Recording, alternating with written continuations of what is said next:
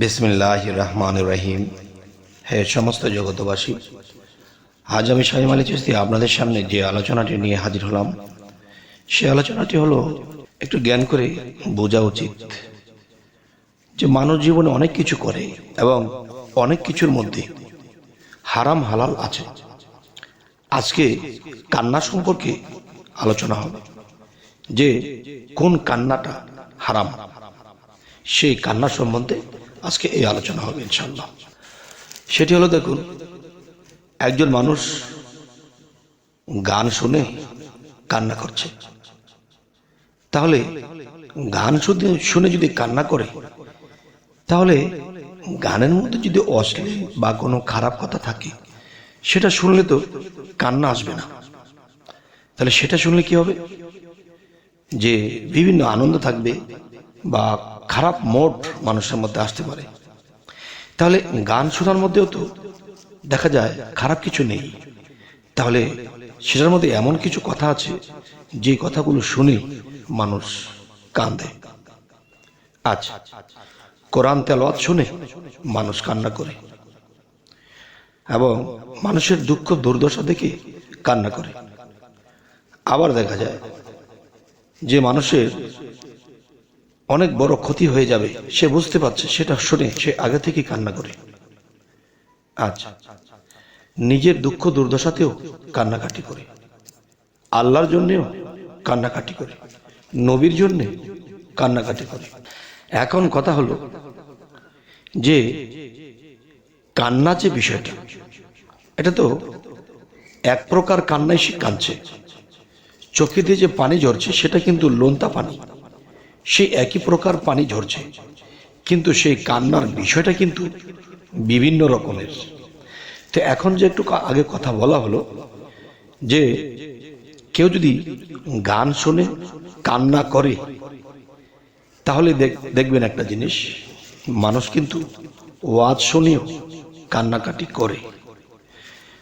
ওয়াজ শুনে যখন কান্নাকাটি করে মানুষে, তখন একটা জিনিস দেখেন যে সেই ওয়াজের মধ্যে এমন কিছু কথা বলেছে, হাসর নিয়ে, ফুলসিরাত নিয়ে, মিজান নিয়ে, দুজুক ভেস্ত নিয়ে, মানুষ এটাতেও কান্নাকাটি করেছে। আচ্ছা, গান শুনে যে কান্নাকাটি করেছে, সে গানের মধ্যে এমন কিছু কথা বলেছে ওলিদেরকে নিয়ে, আউলিয়াদেরকে নিয়ে, আল্লাহকে নিয়ে, নবীকে নিয়ে, এমন কিছু কান্নাকাটি করেছে, যেই কান্নাকাটি করেছে যে তার মধ্যে এমন কিছু কথা যা শুনলে স্থির থাকা যায় না। তাহলে যেই কান্না বা যেই কথা শুনে আল্লাহকে স্মরণ হয়, গানের মধ্যে হোক, ওয়াজের মধ্যে হোক, কোনো গল্প শুনে হোক, যদি আল্লাহ রাসূলের কথা মনে হয় এবং সেই মনে করে যদি কেউ কান্না করে, তাহলে সেই কান্নাটা আমাদের কাঁদতে হবে। কারণ কেউ যদি শোনে যে আমার দুনিয়ার সম্পদ চলে গেছে, এই জন্য কান্না করছে, আসলে সম্পদ কিন্তু আপনি আমি নিয়ে আসিনি, আবার কিন্তু এগুলা নিয়ে যেতে পারবো না।